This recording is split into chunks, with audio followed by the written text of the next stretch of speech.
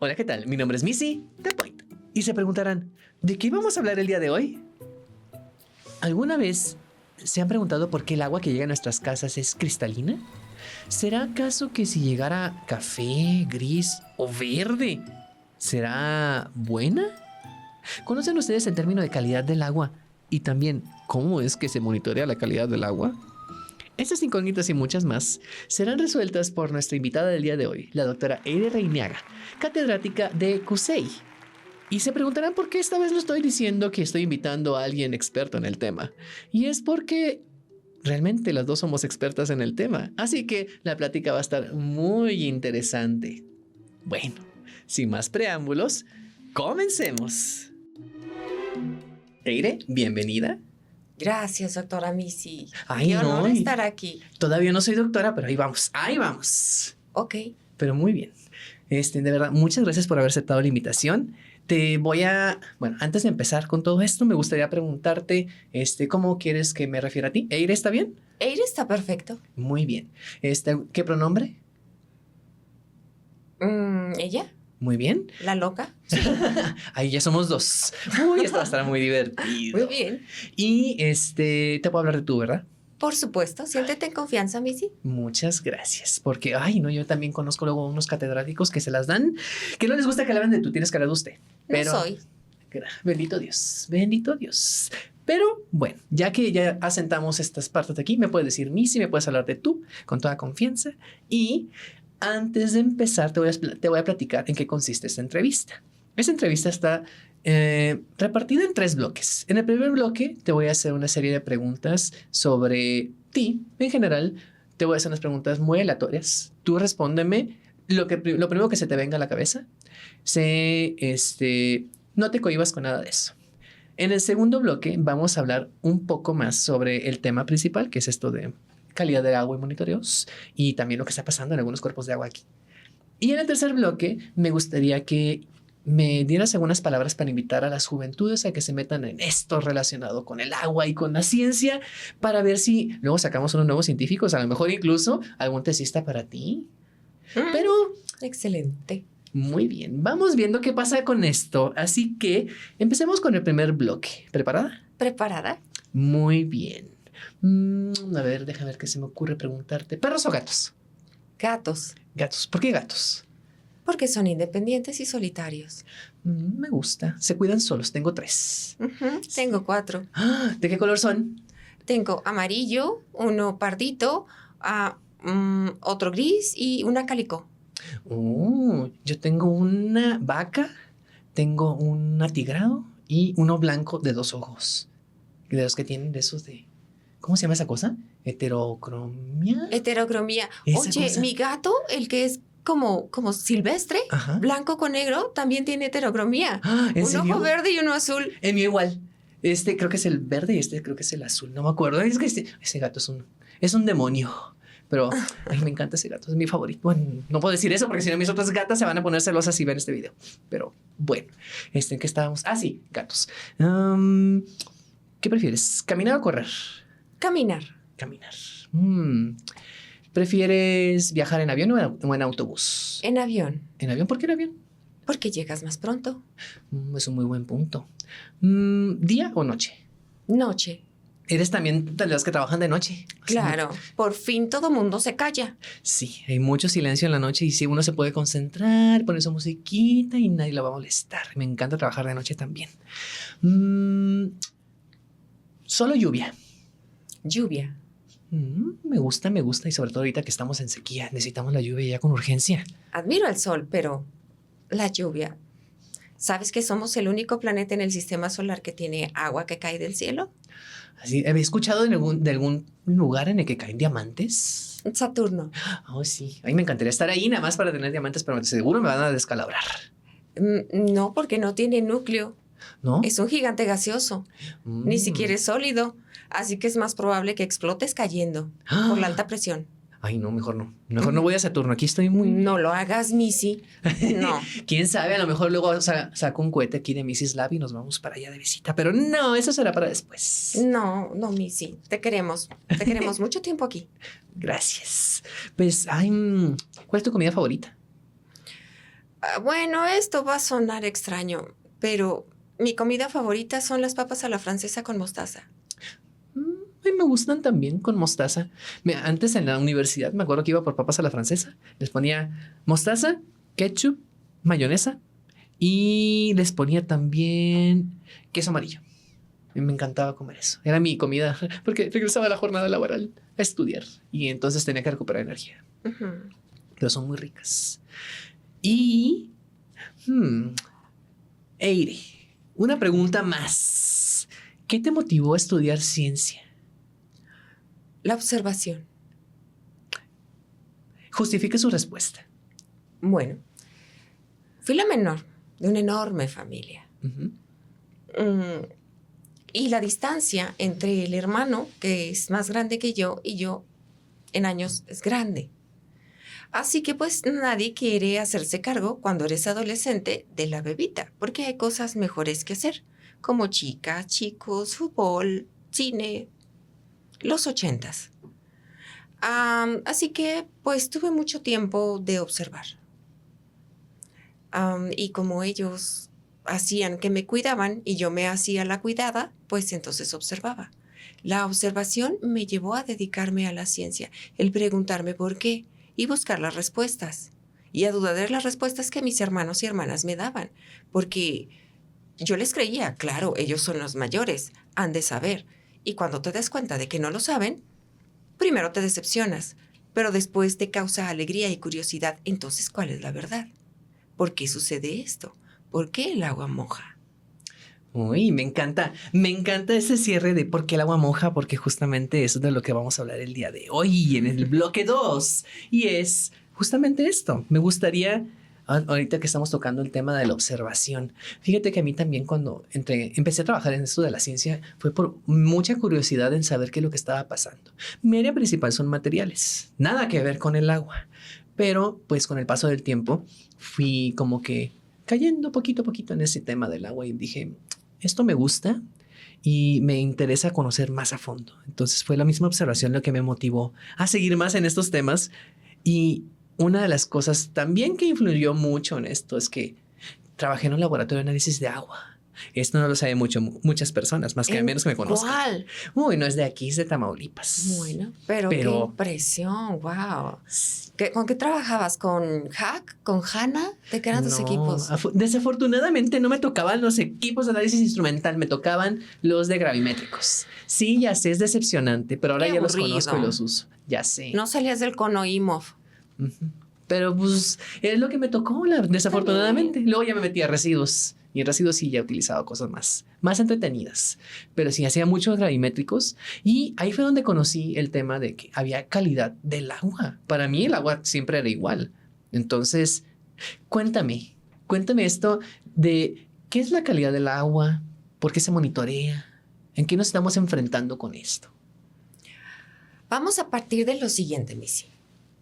Del concepto calidad. Cuando hablamos de calidad es porque algo está satisfaciendo tus necesidades, tus gustos o tus preferencias.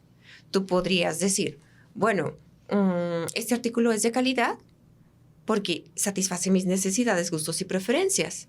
Pero alguien más podría decir que no es de calidad porque no lo considera útil ni satisface sus necesidades.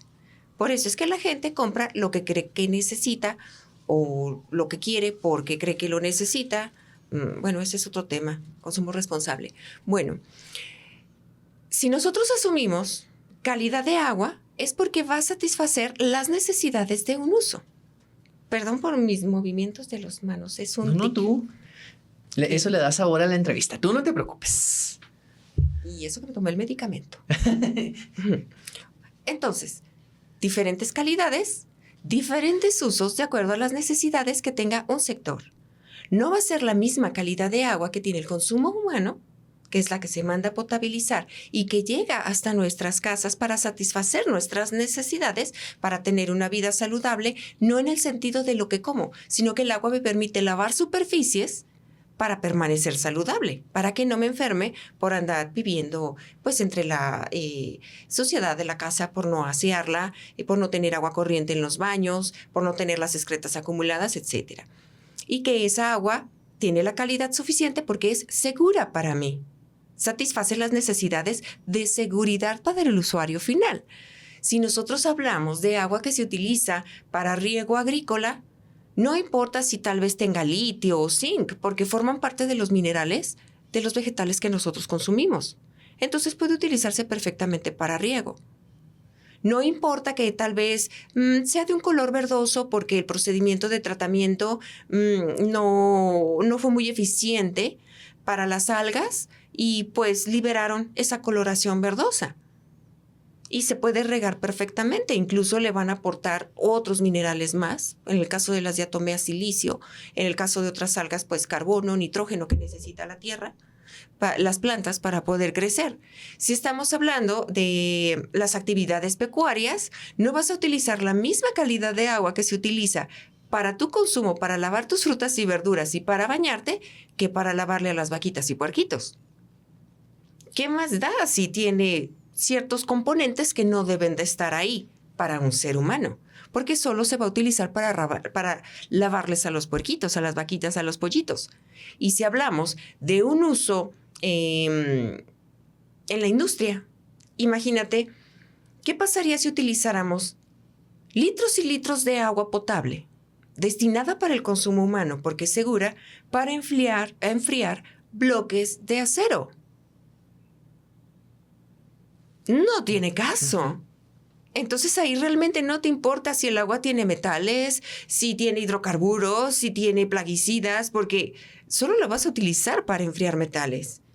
Va a salir del crisol, que llegó el arco voltaico, hizo el acero, lo puso en unas canaletas y tienes que enfriar rápidamente tu aleación.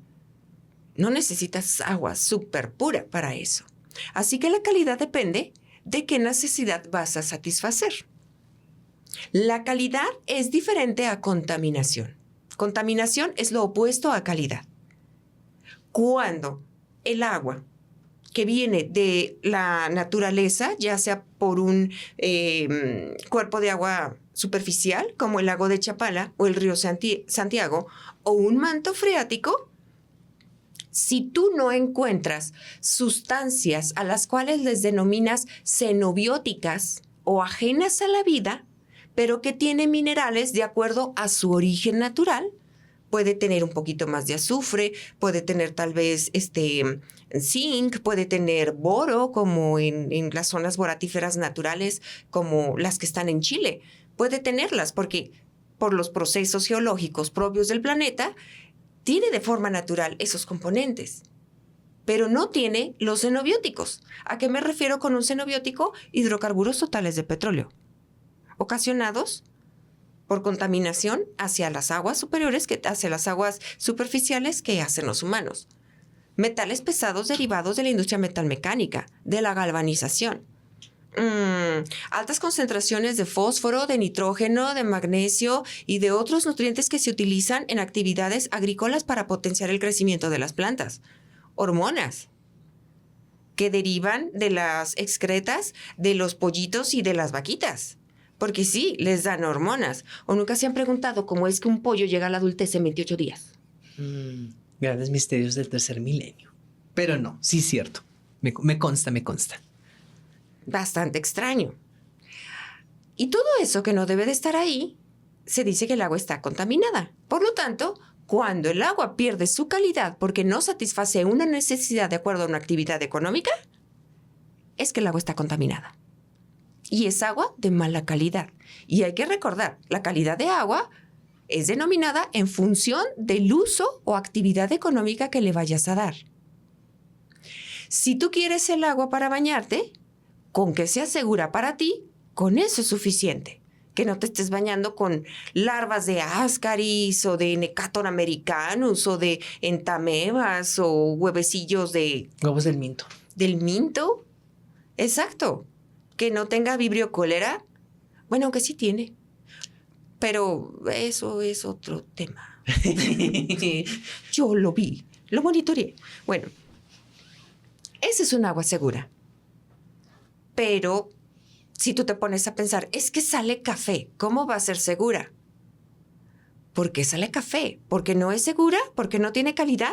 O quizás sea porque nuestro sistema de agua potable es muy viejo y se está filtrando arena. Y solo es tierra. Te deja la ropa café, sacúdela y se le quita. Llega verde, algas. Llega café, a veces verde, y hace espuma. Creo que el proceso de potabilización del agua no está siendo lo suficientemente efectivo porque el agua de la cual se está abastecimiento, la potabilizadora, no cumple la calidad para consumo humano. Por lo tanto, es agua no segura. Tiene xenobióticos, tiene cosas que no deben de estar ahí. Ay, que es espeluznante, pero también voy a decir que esta es una cátedra de calidad del agua. Por si a alguno de ustedes les interesa el tema del agua, esta es una muy buena explicación sobre en qué consiste la calidad del agua y cómo es que nos afecta. De verdad, escúchenla. Bueno. Y añadiendo un punto.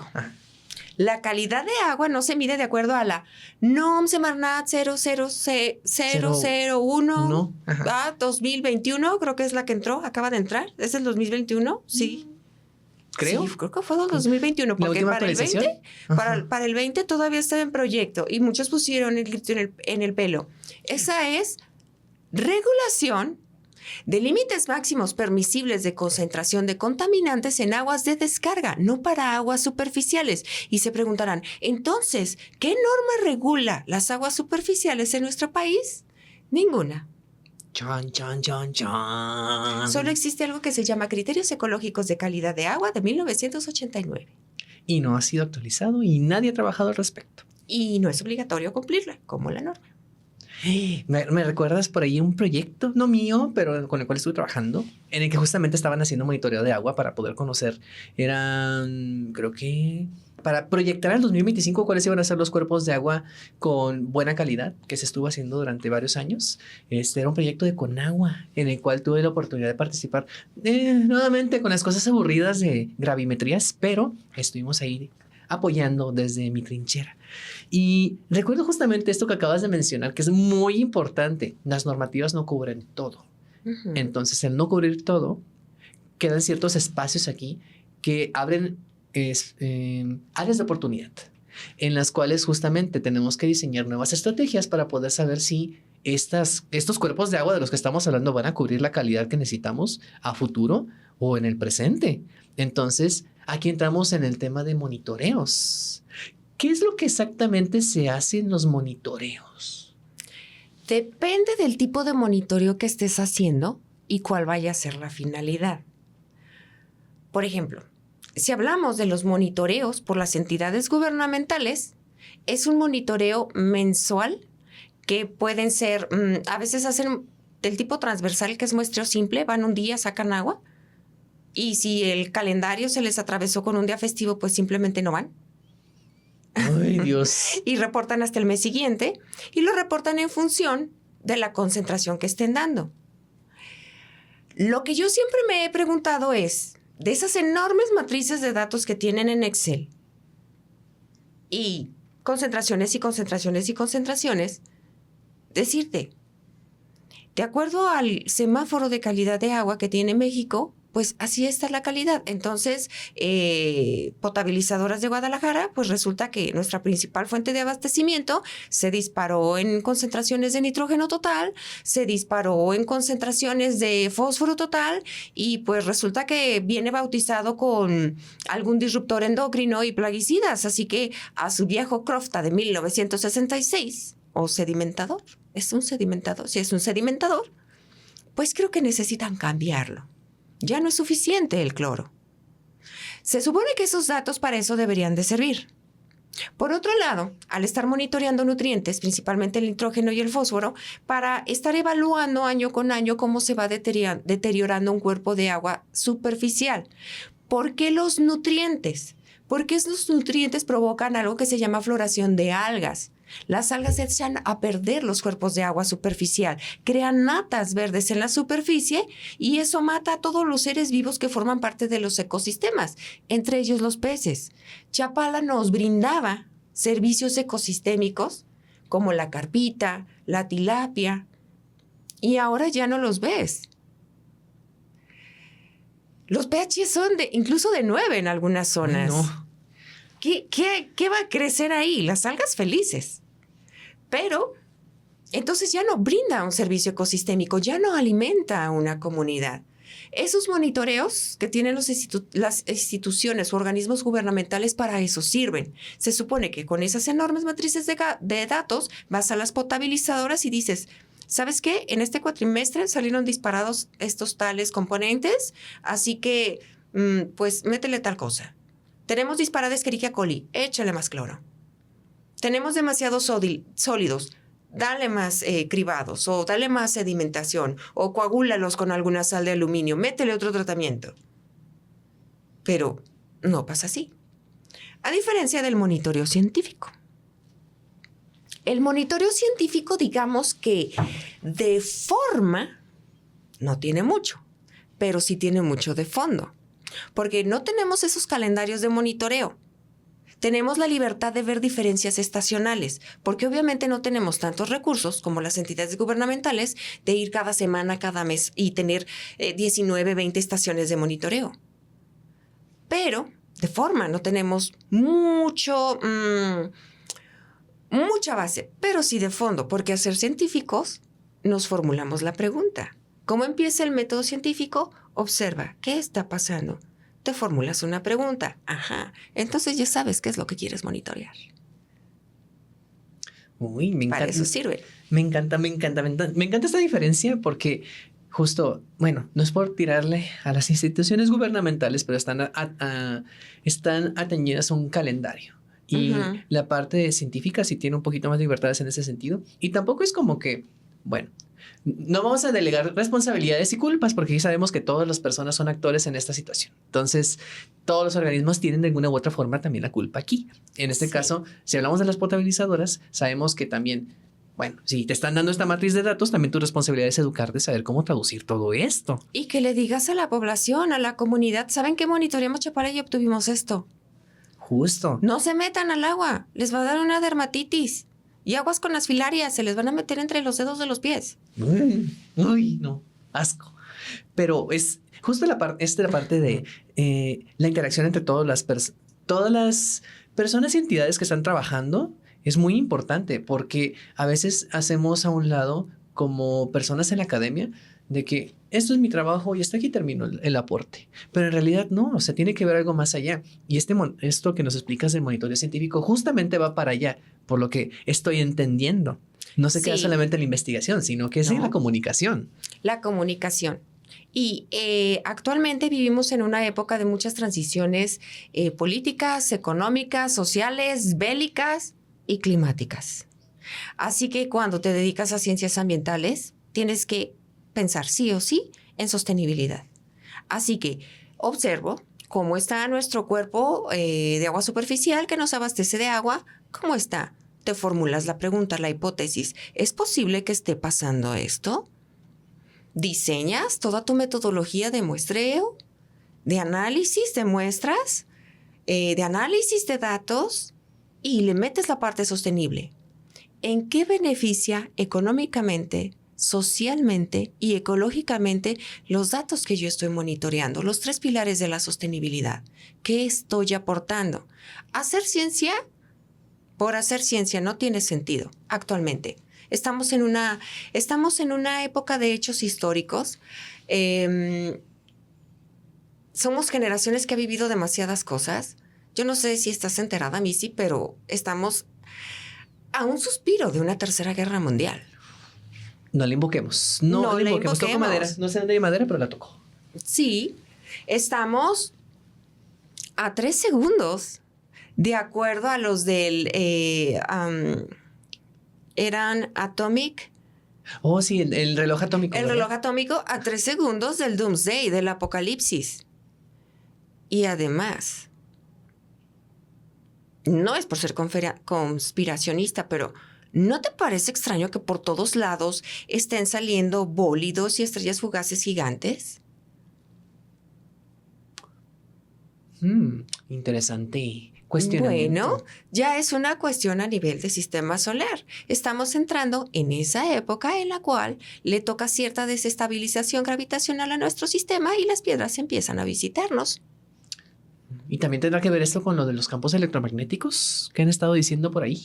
¿De qué? De que según va a haber una tormenta solar y quién sabe qué tantas cosas. Ah, ya pasó, nos fue muy Sí, bien. Sí, no pasó nada, ¿verdad? No fue tan grave. Bueno, depende, porque por ejemplo, si tú utilizas algún tipo de telecomunicación de onda corta, en ciertos canales no recibieron tus comunicados y a lo mejor llegaste a Las Vegas y no a Japón. Por eso no me contestaron los WhatsApps. Tal vez sea por eso. O me bloquearon. Fueron los más afectados con esta tormenta solar. Nuestro campo magnético, aunque está también entrando en su época de debilitamiento, es que nos está tocando de todo, de verdad. De muchos, y la gente está metida en sus TikToks, o sea, en el mundo están pasando tantas cosas. ¿Qué? ¿A qué iba? Estamos hablando sobre que estamos en una época de transición de cambios. De muchos cambios. Estamos a nada en el reloj atómico y estamos a 7 años de ver si cumplimos con la meta de reducción de emisiones de dióxido de carbono. Y las cosas no van bien. ¿Por qué es importante para el agua y por qué lo medimos y lo monitoreamos los científicos? El carbono total, el carbono disuelto, el carbono orgánico total, el disuelto, porque se están acidificando los cuerpos de agua. Pero Chapala no. ¿Por qué? No, se está alcalinizando. Parece que alguien está tirando cosas que no debería de estar ahí. Y eso hace que se pierda la calidad. Entonces, desde la perspectiva científica, hay que encontrar la relación que existe. Empiezas a utilizar métodos cartográficos, a hacer tus mapas, a ubicar qué hay aquí. ¿Qué tenemos aquí? Berries. Ok. Hectáreas y hectáreas de berries. Ok. Caña de azúcar. Muy bien. Presión antropogénica. Piedra barrenada, donde están todos los restaurantes. ¿A dónde aventan todas sus aguas grises, aguas negras? Al lago de Chapala, mismas de donde sacan la tilapia que te estás comiendo. No volveré. No, bueno, es cierto, yo nunca he ido a Chapala, pero no ir a Chapala a comer pescado. Gracias por la advertencia. Y tal vez traiga por ahí de premio vibrio cólera, no sé. Bueno, entonces, ves todos esos aspectos desde una perspectiva más holística y ambiental. Los datos que yo tomo, ¿qué me están dando en función de un servicio ecosistémico que está siendo limitado, de cuánto puede durar de acuerdo a un modelo matemático si se siguen incrementando la concentración de nutrientes que derivan de los agroquímicos que le ponen a las berries? En función de cuánto se está reduciendo el volumen, de cuánto está aumentando el pH y de cuántas especies están desapareciendo. Todo va bien hasta ahí. Bueno, en realidad no, va muy mal. Va muy mal, pero puede ir peor. Si se acidifica el lago de Chapala, nos enfrentamos a un gran problema. Y esto es que por toda la actividad que tiene esta zona, mucha del agua que llega, sobre todo del Lerma, que viene desde Ciudad de México, va arrastrando metales pesados por actividades industriales, metalmecánicas, etc. Y también por las propias actividades de la comunidad. Ahorita tenemos los metales como sales. Si se empieza a acidificar el agua del lago, se empieza a liberar el metal. Y un metal, cuando ya no está en forma de sal, tú lo sabes, se vuelve biodisponible, bioacumulable y comienza a biomagnificarse, a transmitirse en las cadenas tróficas. Y ese metal puede llegar a mí. Un xenobiótico. Mi cuerpo no sabe qué hacer con el cadmio, ni con el cromo, ni con el plomo. No en cantidades grandes. No en cantidades grandes. En eso tienes mucha razón, porque muchos de ellos pueden depurarse mediante la orina y las heces fecales. Y muchos de ellos los consumimos en los vegetales, pero no en esas cantidades que estamos hablando. Y estamos hablando de ligas mayores. Sí, ya, imagínate, es una exposición crónica. Si todos los días acostumbras a echarte tu pescadito, tus charalitos o tus vegetales regados con agua de Chapala, no voy a comprar cosas de Chapala. No, no es cierto, no estamos diciendo que Chapala sea malo, solamente estamos hablando sobre ni la las situación. personas, ni el lago. Simplemente que nuestro lago tiene estrés. Tiene un estrés de presión antropogénica. Tiene un estrés político. Porque muchos de estos sembradíos no tienen tratamiento de aguas y llenan de potenciadores de tierra, de nitrógeno, de fósforo, a lo mejor de auxinas y otros factores de crecimiento para las plantas. Tiene estrés económico porque no se le ha hecho la inversión suficiente para cuidar nuestro bien más preciado, el agua. No es el tequila, señores. No es Consejo Regulador del Tequila. Por eso no me uní a ustedes cuando me invitaron. Porque no entienden lo que es sustentabilidad. Es política, es economía y es conciencia. Conciencia de todos. Y una cuestión que es multifactorial, porque no nos podemos quedar solamente en una cosa. Como bien mencionaste, hay muchas cosas alrededor. Irónicamente, hay muchas cosas alrededor del lago que están afectando al lago. Y si no lo vemos de esa manera, nos quedamos cortos. Esas fuentes de metal que mencionas son fuentes que no son directamente de ahí. Y también son directamente de ahí. Vienen de muchas partes. Claro, incluso pueden venir de situaciones naturales. Uh-huh. El arrastre de sedimentos de los cuerpos de agua. Arrastre de sedimentos, lo que nos deja en todo lo que va erosionando el Lerma cuando le abren la compuerta, porque cuando la cierran, porque pues hay que producir electricidad. Uso consultivo del agua, electricidad. Sin agua y sin electricidad, pues creo que va a haber muerte colectiva, ¿verdad? Que va a ser la gente sin bañarse y sin TikTok. Justamente esos temas se están tocando actualmente en muchas partes del país y es bastante tenebroso el asunto. Sí, porque nuestras centrales eléctricas no nos están dando abasto. Así que tienen que usar más agua para calentar las turbinas. Y más agua que no vamos a usar nosotros. El tema del agua es un tema bastante complejo, bastante bonito, pero bastante complejo de entender cuando lo vemos de la forma simplista en la que nos enseñan en la educación básica. Porque yo siento que nos hemos quedado muy cortos a estas alturas del partido con ver el ciclo del agua como llueve, se precipita, etcétera, etcétera. O sea, ese ciclo del agua ya se quedó obsoleto. Definitivamente. Tenemos que hablar de un ciclo del agua en el cual los factores antropogénicos, o sea, el ser humano, esté involucrado y realmente cómo es que estas actividades que estamos desarrollando impactan en todo esto. Y las que están desarrollando en otros lados, Missy, porque ese lago también está recibiendo contaminantes de Japón, de la India, de Egipto. ¿Cómo? Lo que nos enseñaron en la primaria. Principios básicos de la naturaleza. La Tierra es un sistema cerrado con respecto a la energía. Lo que hay es lo que hay. Entonces, si alguien emitió material particulado con metales en un lado del planeta, eventualmente van a llegar hacia nosotros. Nosotros, como Latinoamérica, estamos pagando los platos rotos del calentamiento global. Nosotros no tenemos la culpa. Y somos a los que más se nos meten esa cuestión de cosas, de la resiliencia y todo lo demás. Y crear políticas para la adaptación y la resiliencia de algo que no hice, que hicieron los países europeos y los norteamericanos. Pero como dices tú, eso no te lo enseñan en la primaria. ¿Por qué?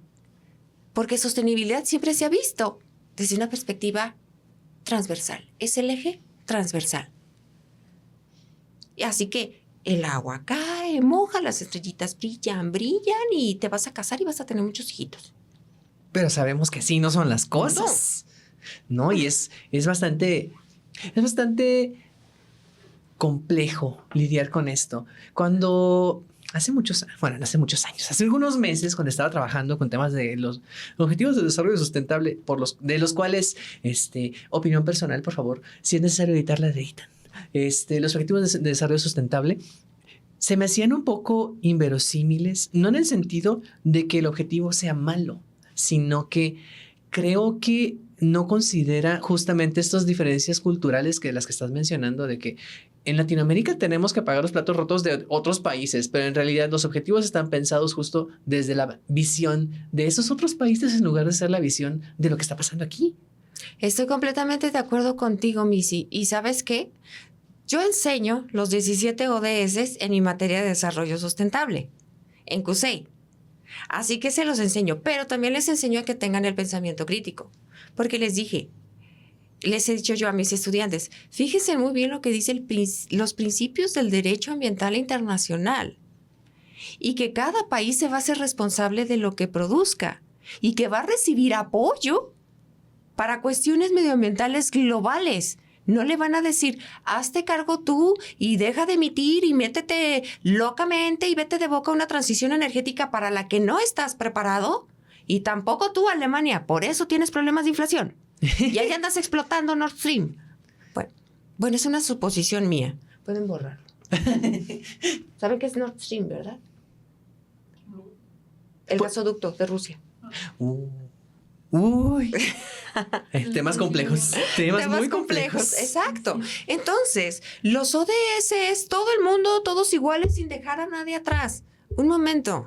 A mí ya me dejaron atrás. A ti ya te dejaron atrás. Porque te fijas que no son tan incluyentes como dicen ser. No, no lo son. Y esos temas también los toqué justamente cuando estaba trabajando con los temas de ODS. Yo decía, pues es que si hablamos de la perspectiva del agua, no están cumpliendo absolutamente nada. Porque estamos exactamente donde empezamos. No hemos hecho ningún avance. Y si nos vemos en temas de perspectiva de género, por ejemplo, que es, bueno, estamos entrando en temas muy complejos. El agua tiene la culpa. Está en todos lados. El agua está en todos lados, justamente. Somos más de 80% agua en nuestro cuerpo. Así que es el agua. Sí. El tema, fíjate, cuando estaba haciendo ese trabajo, el de perspectiva de género fue el que más me costó, porque viendo el ejemplo en ciertas comunidades en las cuales se relega la recolección del agua a las mujeres exclusivamente, y en otros en los que justamente como se relegó, se volvió una actividad social que permite el desarrollo de ciertas cosas que si se hace un cambio en la infraestructura, daña completamente el tejido de la comunidad. Es tan complejo y traspasar toda esa visión a lo que está pasando aquí en México también sería erróneo, porque muchas veces no sucede lo mismo y tenemos ejemplos en muchos estados de nuestro país. Entonces, el agua siempre ha sido un tema muy complejo que a veces nos quedamos muy cortas cuando estamos evaluando o revisando, siento yo. Sí, el agua tiene un trasfondo social muy grande. Así que está involucrado no únicamente en cuestiones de ecología, en cuestiones de economía, de cuánta tenemos, cuánta está disponible, a quién se le van a dar los derechos del uso del agua, porque también sabemos que, pues sí, lo sabemos, aceptémoslo. ¿Cómo es posible que a los podríamos llamarle oligarcas tequileros de Jalisco, los consejos de Cuenca y todo mundo los esté alabando y les den todos los derechos del agua, cuando tenemos lo más elemental para nosotros, el maíz, el frijol, las legumbres, y hacen que el pequeño agricultor ya no tenga, y migra, y malbarata sus tierras porque ya no tiene agua para cultivar? ¿Y a dónde se va? A la ciudad grande más cercana para buscar una oportunidad, donde si no la encuentra, se va a convertir en alguien no deseado para la sociedad, alguien del crimen organizado, alguien que roba o alguien que hace actos corruptos, simplemente porque el agua no le llegó. Y eso es solo una arista de las múltiples que tiene el agua en los aspectos sociales. Los aspectos sociales pueden crear conflictos en un hogar, en un matrimonio, claro. No hay agua, eventualmente va a haber un culpable y no va a ser el Chiapa. Y van a empezar los problemas. ¿Por qué no le llamaste a la pipa? Ya no tengo dinero para la pipa. Vamos a ir a pedir, a irnos a bañar a la casa de tu mamá. Tu mamá me dijo, tu mamá esto, tu mamá se está metiendo, es que tú tienes la culpa y todo por no tener agua. Y todo por no tener agua. Y suena muy loco decir todo esto, pero en realidad es la realidad. O sea, sí. El agua está en todos lados. Está en todos lados. Se suspenden prácticas y clases cuando no hay servicio de agua o no hay servicio de electricidad. Porque no hay agua. Porque no hay agua. Es muy... me gusta hablar de estos temas. Me entristece, pero me gusta hablar de estos temas porque justamente es algo que hemos estado diciendo en varios de los videos. Es verlo desde varias perspectivas, no quedarnos solamente con una idea simplista de que esta problemática es solamente blanco-negro. No, es muy compleja y hay que observar todo esto. Una cosa que me gusta mucho reconocer cada que hablo del tema del agua es de que las civilizaciones se originaron alrededor del agua. Si no había acceso al agua, una ciudad no crecía. Y eso lo pueden ver en historia. De hecho, me acuerdo de mis clases de historia en la primaria que decían, los ríos principales del mundo fue donde se hicieron la civilización babilónica, la civilización egipcia y la civilización bla, bla, bla, bla, bla. Pero si nos vamos aquí a la perspectiva de Latinoamérica, también pasó exactamente lo mismo. No es algo diferente. ¿Por qué? Porque el agua es un recurso muy importante para la sociedad, que a veces damos por sentado que va a estar ahí siempre. Y eso es algo también bastante controversial, porque decir que el agua va a estar aquí siempre, porque aprendimos que el ciclo del agua es que es un recurso renovable, es falso, siento yo. ¿Por qué? Porque por más que sea renovable, ya no estamos solamente hablando del ciclo del agua convencional. Estamos hablando de un ciclo del agua urbano en el cual nosotros y nosotros estamos afectando completamente el ciclo. Entonces el agua ya no llega con la misma calidad, que es lo que hemos estado hablando ahorita. Llega con una calidad. O no llega porque se fue a otro país. Exacto. Y esas cosas ya no las estamos viendo. Y creo que es crucial que empecemos a tener esta clase de conversaciones, no solamente entre científicas, sino que también con la población en general, para que comprendan la importancia del tema. Ha habido muchas campañas de, bueno, yo me acuerdo, no puedo decir campañas porque si no me van a censurar. Ha habido campañas para cuidar el agua y esta clase de cosas que siento que olvidan una componente importante, y es de que ay, no me gusta usar el alarmismo para convencer a la población, pero es cierto, o sea, no les estamos dando una realidad, el de que no dejes que tus drenajes se tapen porque ya no se escurre el agua al drenaje o alguna cosa así. Cuando hay temporada de lluvias, me quedo de que, bueno, pero no le estás explicando realmente a la sociedad por qué es importante esto. Nos quedamos en una cosa muy superficial. Deja de tirar basura en las calles, puerco. Ajá. Nadie lo hace. ¿No? Dicen, no, cuida, pero, ¿pero por qué? Ay, perdón por enseñar. Porque las científicas también de repente se nos sale lo... No, sí, esa es la idea de este podcast, que se vea que somos humanos, que no somos una entidad robótica del espacio. ¿No? O sí, no sé, pero... No sé. Bueno, científicamente somos un reducto proteico de baja entropía. Ay. Ya me salió lo científico. Ya, solventé de puerco. Hay que compensarlo. A mí me decía mi maestra de química analítica que somos una masa orgánica putrefacta, andante. ¿Qué es cierto? Es cierto, nos estamos pudriendo todos los días por dentro. Fíjate que eso que dices, Missy, tiene mucho sentido. Y ahí nos vamos a meter a cuestiones filosóficas, porque el agua también es filosofía. Y es religión. Sí, y es religión. Uy, sí. Dale. Tú dale. El ser humano no es consciente de su temporalidad. Él cree que viene a vivir la vida, ¿verdad? Sí. Hay personas que te dicen, es que en esta vida tienes que probar de todo. Bueno, si quieres hacerlo, pero si no quieres, no es un deber, no es una obligación, es algo que se te está imponiendo. Así que pues vives la vida como puedas solventarlo. Como te dijo tu mamá, como te enseñó la sociedad, como te dijo la amiga, como lo viste en TikTok, como sea. Solventas tu vida. Pero no eres consciente de tu temporalidad. Somos efímeros. En los tiempos planetarios somos efímeros. ¿Qué son 75 años, más o menos, el promedio de vida? Sin calidad de vida, obviamente, porque vas a estar conectado a algo y tomando como 10 medicamentos diferentes. Eso no es calidad de vida. La calidad de vida, el agua. Los temas de calidad. Ajá. La calidad de agua tiene mucho que ver con eso. Entonces, dentro de esa falta de conciencia de temporalidad, se han creado muchos improntas de existencia, sobre todo en Latinoamérica, de que, ¿por qué voy a cuidar el agua? Para eso tenemos el gobierno. Yo pago mis impuestos. ¿Por qué voy a recoger la basura que está tirada si yo no la dejé? Alguien más le pagan por recogerla.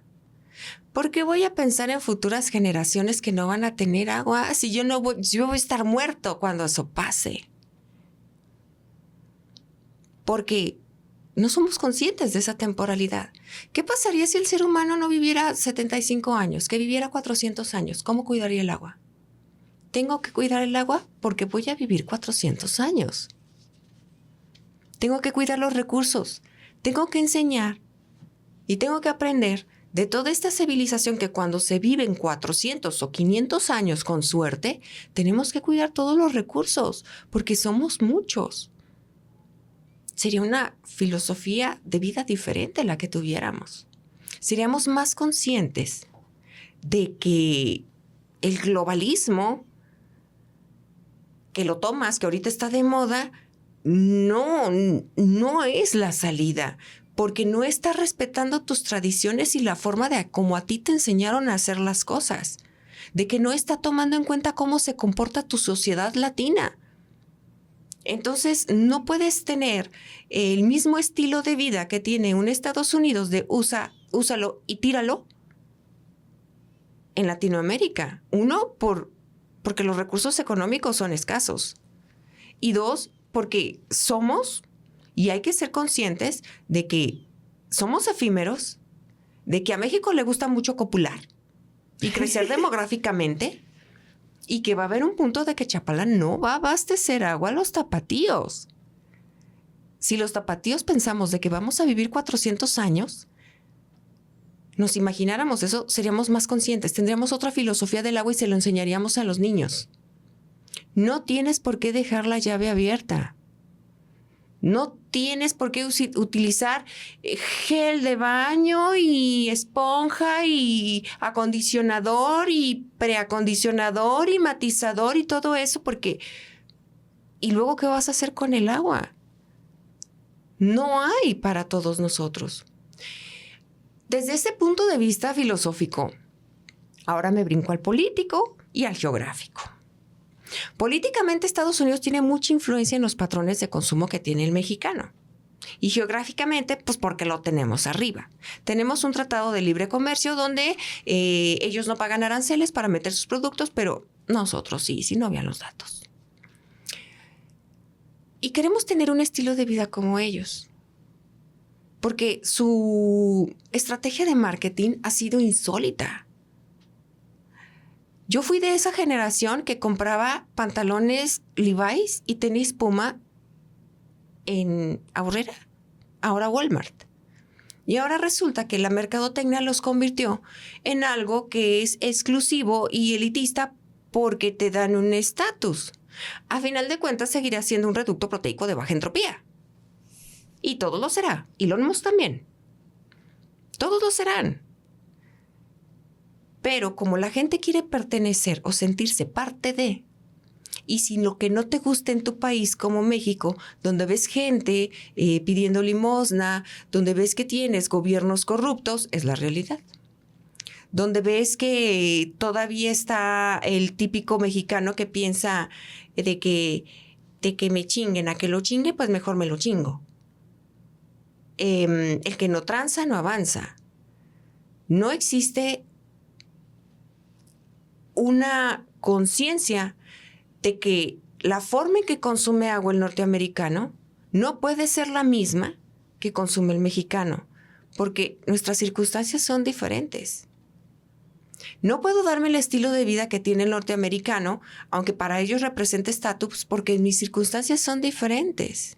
Volvemos a los ODS. Es que los ODS te quieren pobre. Más bien te quieren consciente. Y te va a costar más dinero ser consciente que ser pobre. ¿Por qué? Porque va a costar más dinero para futuras generaciones tener acceso al agua. Más de lo que yo estoy pagando por ella.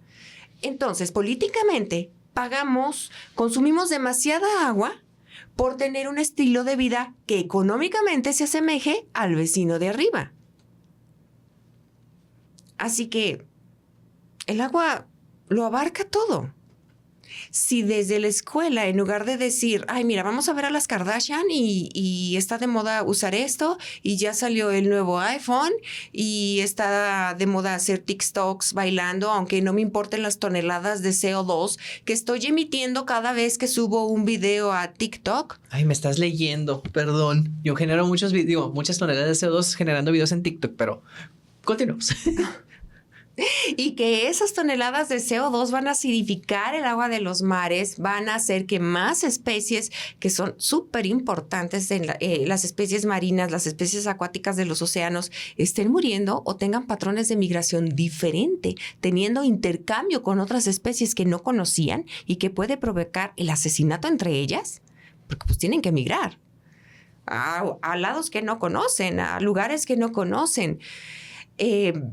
Pues la gente sigue comportándose como lo ve en televisión y nos llega demasiada televisión norteamericana a México.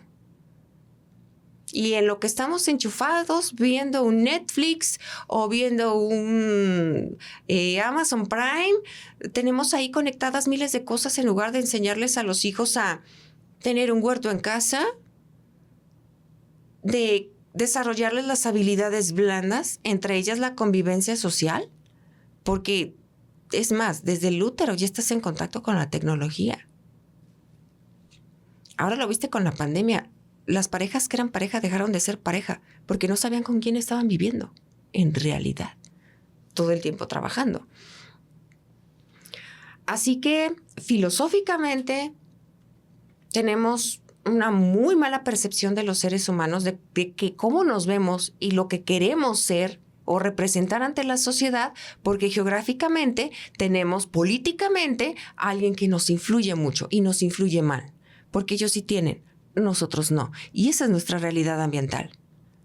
Así que tenemos que cuidar el agua de México, porque es la única que tenemos y no tenemos dinero para comprarla de otro mundo. Si no tenemos para los cereales, no tenemos para comprar cereales, lo compramos a cantidades estratosféricas. ¿Sabían ustedes que los cereales cotizan en la bolsa? ¿Que el jugo de naranja cotiza en la bolsa? El agua cotiza en la bolsa de California. El agua cotiza en la bolsa. Y eso la gente casi no lo sabe, imagínense. ¿No? O sea, sí. Y lo hicieron como una medida justamente para contrarrestar todo esto que estás comentando, porque estaban teniendo una crisis hídrica en la cual la gente gastaba y gastaba y gastaba desmesuradamente y dijeron, tenemos que ponerle una forma en la que la gente recapacite y sepa que el agua es un recurso importante. Y dijeron, Claro. Vamos a ponerle la bolsa. Y ahí, no, todo el mundo es que está carísima el agua y que esto y que el otro. Y ahí fue cuando empezaban a hacer conciencia realmente de ello.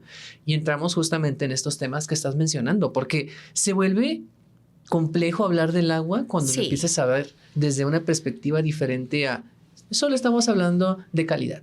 Solo estamos hablando del ciclo del agua. Solo estamos hablando de biodiversidad. No, es un problema social, es un problema político, es un problema geográfico. Y en el problema geográfico tengo un ejemplo perfecto. El Río Grande, porque así le dicen en Estados Unidos. El Río Bravo, el agua no es nuestra, es de Estados Unidos. ¿Por qué? Porque es una concesión que se hizo hace muchos años y que actualmente estamos pagando todavía. Y entonces no se puede usar todo el agua del río. ¿Por qué? Porque es de Estados Unidos. Y tenemos muchas zonas limítrofes al río que no tienen acceso al agua.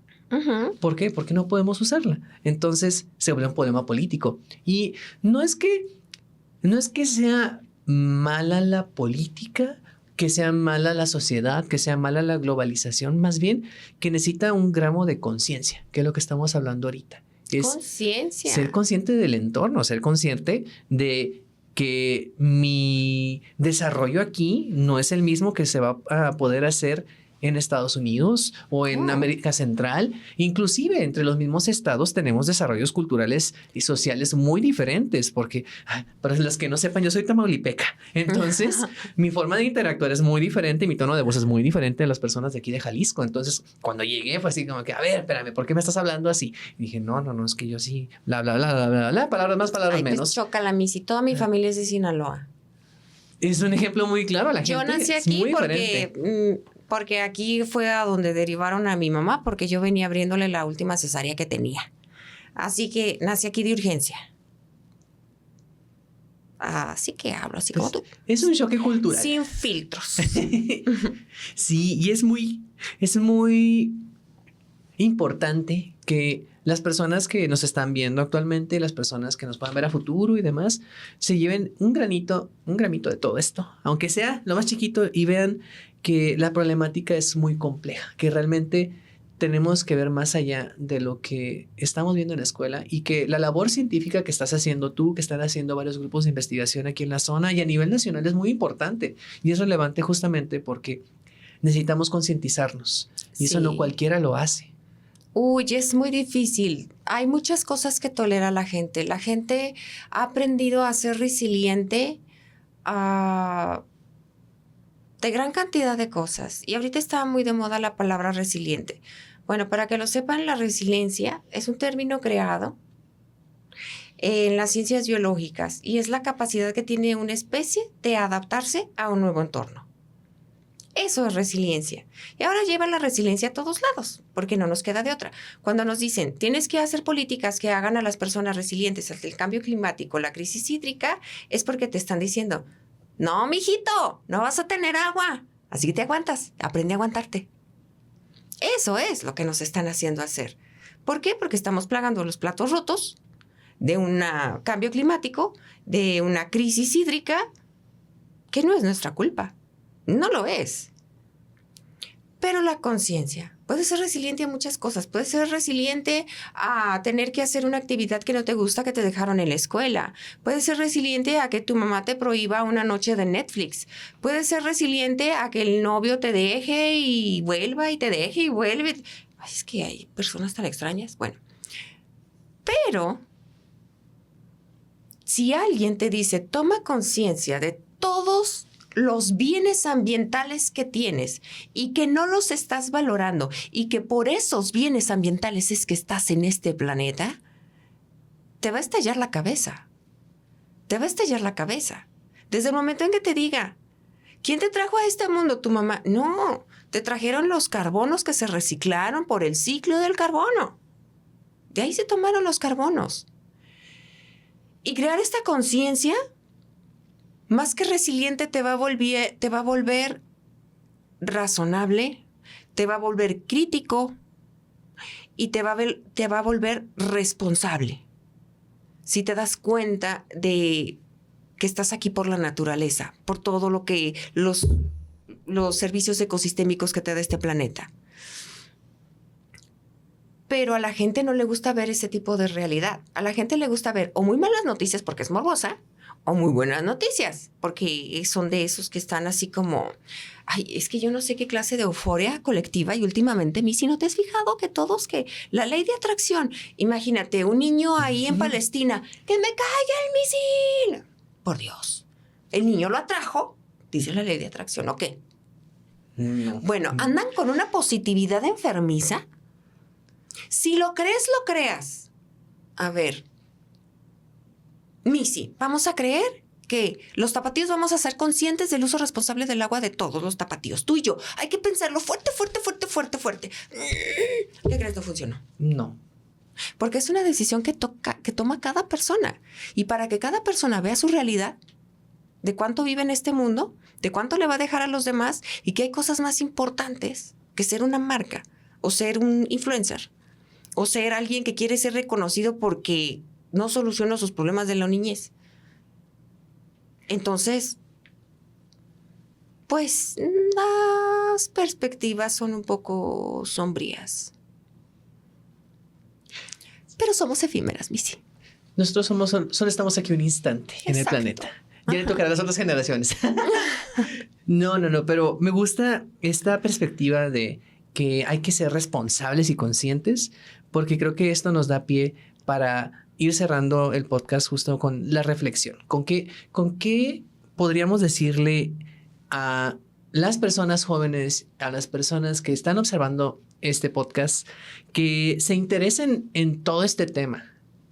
Ya no voy a decir solamente del agua, porque hemos hablado bastante del agua ahorita, pero aunque sabemos que es lo prioritario. Uy, cosas y que se pueden hablar. Sí.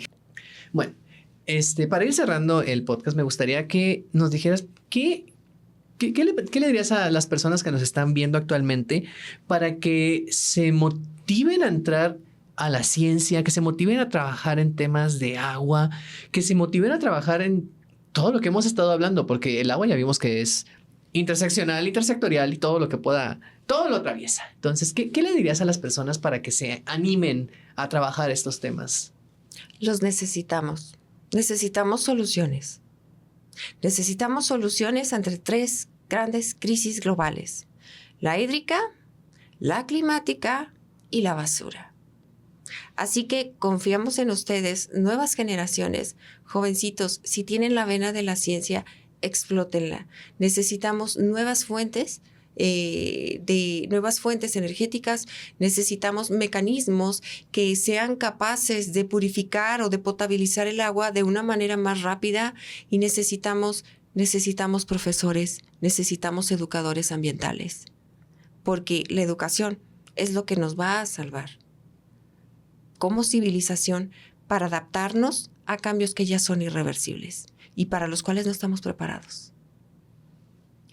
Muy bonito. Me gusta esta reflexión sobre todo porque es cierto, la educación es la que nos va a salvar, porque el acceso al conocimiento, el tener la oportunidad de conocer de estos temas, pero de la forma en la que se tienen que conocer, es lo que permite que uno pueda tomar decisiones informadas, que pueda tomar las decisiones consciente, que sea respetuoso con todo su alrededor, que es lo que hemos estado hablando durante todo el podcast.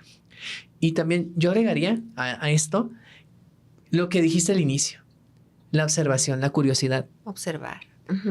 Creo que esta curiosidad por querer saber más, por querer conocer qué es lo que está pasando a nuestro alrededor, es lo que motiva el motor científico. Claro, darte cuenta de lo que te está rodeando. A mí me parece que si te tomas unos, y esto es para todos, Missy, 3 minutos, solo 3 minutos de silencio. ¿Cuántos diferentes cantos de aves puedes distinguir? Puedes distinguir el motor de un auto del de una camioneta. No estamos aquí en realidad. No estamos aquí. Y eso es parte de no ser consciente. No estamos aquí. No estoy hablando de esa nueva religión loca de... bueno, es que no sé cómo se llama, porque cuando no me interesa no me aprendo los nombres. Yo tampoco. Sí, bueno, pero está relacionada con la ley de atracción. Uh-huh. No, yo desde que vi eso dije, válgame Dios. Ok, ¿cómo fue que trajimos una sobrepoblación mundial? ¿Cómo fue? No creo que la hayamos atraído. ¿Cómo fue que atrajimos políticos corruptos, guerras mundiales, inquisición? O sea, ¿cuándo fue? ¿Todos se pusieron de acuerdo para tener una época de oscurantismo? Realmente por eso es que la cuestiono mucho. Y porque no soy una persona normal, por eso cuestiono todo. Pero estamos tan enchufados a la tecnología todo el tiempo que la gente no observa. No se da cuenta de lo que hay a tu alrededor. No sabe de qué color son las flores por la cochera de la casa por la que acabas de caminar. No te das cuenta. Y eso es parte de ser consciente y saber que eres tan frágil, tan efímero, que cualquier pequeña distracción te puede ocasionar una muerte, un descalabro, te avienta una moto. No lo cuentas. Y encima te comportaste como un troglodita ambiental, consumiendo agua más no poder, tirando basura más no poder, consumiendo productos gringos a más no poder. ¿Entonces a qué viniste? Dicen, vine a dejar huella, que no es ecológica. Uy, me gusta esa frase. Me gusta mucho esa frase. Voy a usarla en algún show. Okay. Lo prometo. Que no es ecológica, por favor. Que no sea de carbono ni del agua. Ay, pues, Eire, de verdad, muchas gracias por haber aceptado participar en estas entrevistas. Creo que hay muchos temas que reflexionar, no solamente para nosotras, sino para las personas que nos están viendo. Y espero que, aunque sea mucho o poquito, pero que se lleven esto a su casa, porque probablemente no estén viendo en su casa, quién sabe, ya no sé. Y que reflexionen al respecto y también que si les interesa realmente cuidar al planeta, volteen a ver a su alrededor, que creo que eso es muy importante, como mencionas. Observen, sientan su planeta. ¿Qué se siente? ¿Cómo se escucha la música del viento cuando atraviesa los álamos? ¿Qué es un álamo? ¿Qué? ¿Cómo se escucha? Eso es la verdadera música. En serio, muchas gracias, Eire. Y pues, bien hippie. No, es que somos conscientes de nuestro planeta. A medida que conocemos más de lo que está pasando, te dices, creo que necesito escuchar más a nuestro alrededor. Y eso es muy importante. Pero bueno, para ir cerrando entonces, el día de hoy estuvimos hablando sobre el agua. Y no solamente sobre el agua, sino también sobre la calidad del agua. ¿Qué es la calidad del agua en realidad? La calidad del agua es que sea capaz de satisfacer las necesidades que tenemos. ¿Cuáles necesidades? Bueno, son varias, por eso existen muchas reglamentaciones. Pero eso no es lo importante es cómo es que nuestras actividades afectan justamente a esta calidad del agua y qué se está haciendo para conocer el impacto. También estuvimos hablando sobre que el agua no es solamente un tema científico, es un tema multifactorial, multisectorial y está en todos lados. Así que es importante siempre ser consciente de lo que está sucediendo a nuestro alrededor. Pero bueno, gracias por habernos sintonizado y nos estaremos viendo próximamente en otro episodio de Mrs. Lab. Chao, chao.